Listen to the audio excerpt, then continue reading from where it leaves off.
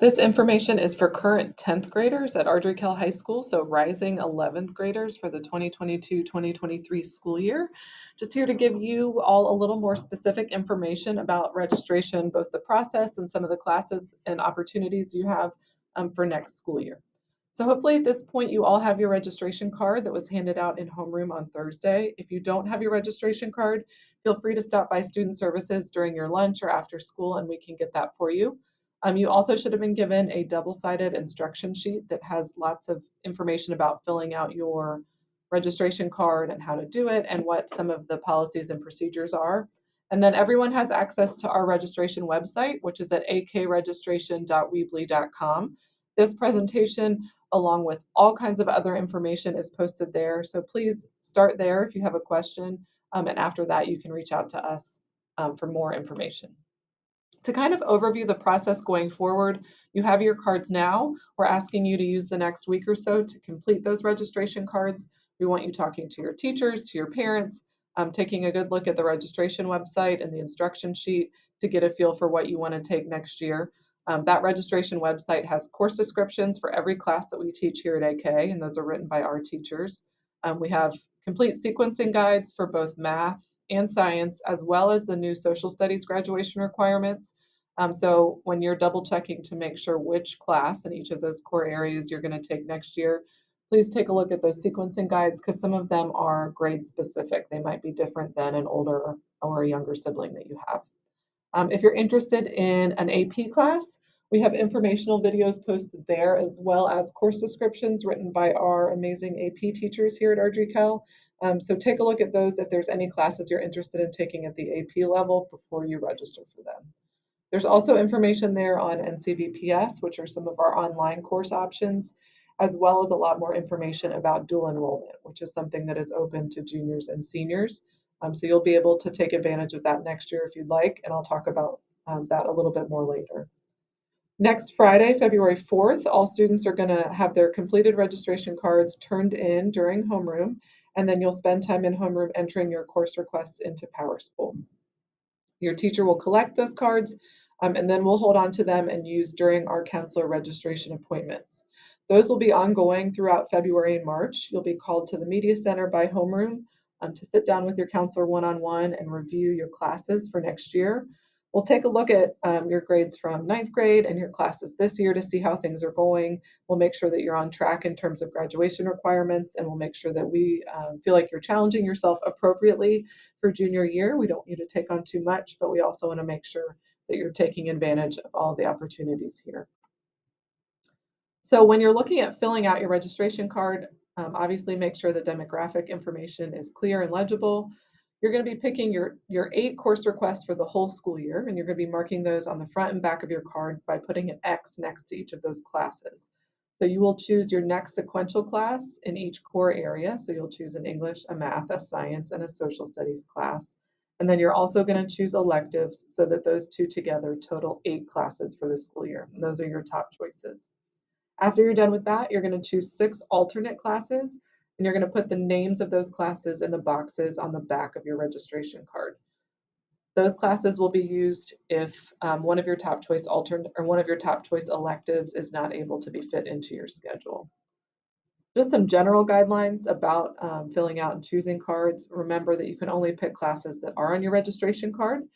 So if you have an older sibling and they have some extra classes on their card, make sure that you're only picking the classes that are listed on your registration card. We only want you to choose one class for each of the core areas. So for English, math, science, and social studies, you're only going to need to choose one in each of those boxes in terms of core classes. Notice that some classes have prerequisites and some classes have teacher recommendations and some classes have applications. All of those things will be marked on the registration card right next to the class. If they have a prerequisite, please make sure that that's a class that you've taken and passed before you sign up for that class. We do want you and a parent to have signed the card before you turn it in to homeroom on February 4th. Remember, we teach classes in 2 ways here. We teach those semester classes, and then we teach A-Day, B-Day classes that are all day long, all year long, every other day, excuse me. So those A-Day, B-Day classes you take for an entire year, every other day. Those classes are marked in bold on your registration card. And the important thing is when you're picking your 8 classes that you choose an even number of those 8A, B-Day classes so that they can pair together. Most of our core classes and some of our electives are offered standard and honors level. They cover the same content. They often have a similar exam at the end of the class. The difference is those honors classes are going to place higher expectations on you as the student. They're going to require that you do a lot of independent work, and there may be additional projects or papers, some component of the class that designates it as that honors level class. And as a reward for that honors level work, honors classes do receive 1 extra half quality point when we're considering GPA calculation. So an A in a standard class is going to be worth 4.0 in your GPA, whereas an A in an honors class would be worth 4.5 in your GPA. If you're curious whether you may be ready to move up to honors or not, your teachers are going to be the best bet to ask those questions. When you're looking at your core classes and what to pick, obviously this year in 10th grade, you're taking English 2. Next year, as a junior, you will take English 3 in some format. So you could do standard honors or AP language does meet the English 3 requirement. For math, they're going to take the next sequential course.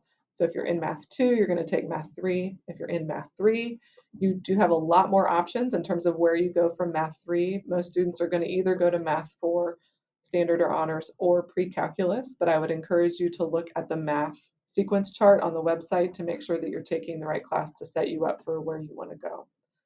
This year, your social studies is civics and economics. So next year, you have an American history class that's the graduation requirement. You can take that standard or honors, or you can take it as AP US history. So one of those 3 classes will meet your American history requirement. For science, if you're in biology this year, next year you're probably going to be taking chemistry. And if you're in honors chemistry this year, you're probably headed towards AP environmental science.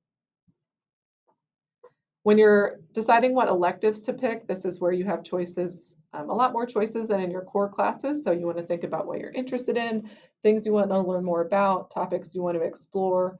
If there's a class on the card that sounds interesting, please go to that registration website and check out the course description guide, or you can read a course description from a teacher here at AK who teaches that class, and that'll give you a good idea of what to expect. We do want to make sure you're thinking about your course load as a whole. When you're choosing electives and you're choosing levels and potentially AP classes, look at all 8 classes and make sure that you feel like that's something you can take as a whole when you're looking at your schedule. Remember, those alternates are backup electives. You're going to write them in the boxes on the back of your card. We want to make sure that you're not listing an alternate that is listed as a top choice. So if you choose sports marketing as a top choice class, please do not put it in the alternate box. Those should be completely different classes. A couple of notes specifically for our rising 11th graders, questions that have come up this week since we passed out cards. There is a change in the format for AP Physics next year. That is moving from a double blocked every day all year class to an 8A B-Day class, and that's due to some changes in the curriculum per the College Board. So AP Physics is moving to an 8A B-Day class for next year, and it is marked that way on your card. There is a new format being offered, we think, for AP Calculus. So if you're interested in just taking Calculus AB next year as an 8A B-Day class, that is on your card. If you still are interested in and want to take the double-blocked 2-credit AP Calculus AB and BC format, you may write that in on your card. Honors pre-calculus is a requirement for both of those classes, and we do want to make sure you feel prepared for whichever format you're wanting to take. Your counselor will have that discussion with you during the registration meeting, but if you do think you want to challenge yourself with that double-blocked AP Calculus ABBC, you may write it in on your registration card. Ceramics 1 and 2 were inadvertently left off the 11th grade registration card. You are eligible to take those classes. So if you're interested in Ceramics 1, you can write it in. If you've taken Ceramics 1 and are interested in Ceramics 2, you may write that in as well in the Fine Arts box on your card. Just a quick note about AP classes. We do have videos and course descriptions that our AP teachers here created. They're all posted on the website. I would strongly, strongly encourage you to watch and read those descriptions before you request an AP class for next year, just so you have a realistic sense of what that class is going to require of you and the different topics that might be covered. We do have some students who take classes on NCVPS, which is North Carolina Virtual Public School. As a reminder, this is really for classes that we do not teach in the building. So if there's a language or an AP or an elective class that we don't teach, you do have the opportunity to take those on NCVPS. These are taken in addition to the school day. So this would be in addition to the 8 classes that you take here at AK, you would take them in your own time. Um, and from the registration website, it will also link you to this akvc3.com/ncvps, and you can find out all kinds of information there about how to apply for NCVPS classes, and the dates you need to know, all that good stuff.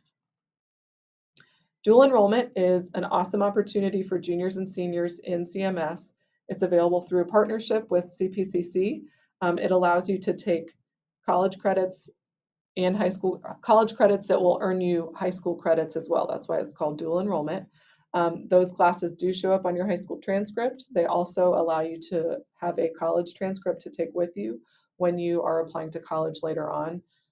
If you are interested in this program, please make sure to go to Mr. Webb's website there at akvc3.com/ccp just to get a sense of what is the timeline for that and the application process. There is a completely separate application and admission process for dual enrollment that is a little bit separate from our registration process here. And for that reason, we do want you to go ahead and pick a full 8 classes on your card. And then when you meet with your counselor, we'll talk about what edits to your schedule might happen if you decide to and are accepted into that dual enrollment program.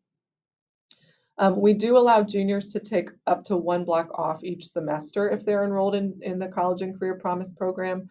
So next year, if you do that, you are eligible to take either an early release or a late arrival period each semester, pending your enrollment in that program. So now what? We want you to be gathering information from the registration website, talking to your teachers, talking to your peers, filling that card out. If you have questions for counselors, and we will have a table set up in the mall during all lunches next week. So Monday through Thursday next week, stop by the table in the mall during your lunch. You can bring your registration card. We'll look over it for you. You can ask any specific questions you have. If you're not able to stop by there, feel free to shoot your counselor an email. We'd be happy to help you that way. Remember that those cards are due next Friday in homeroom. And then after that, we will be having those counselor meetings in the media center to review your choices and make sure that everything looks good for next year. Thank you for listening. Remember those cards are due next week. Check out that website and we will see y'all soon.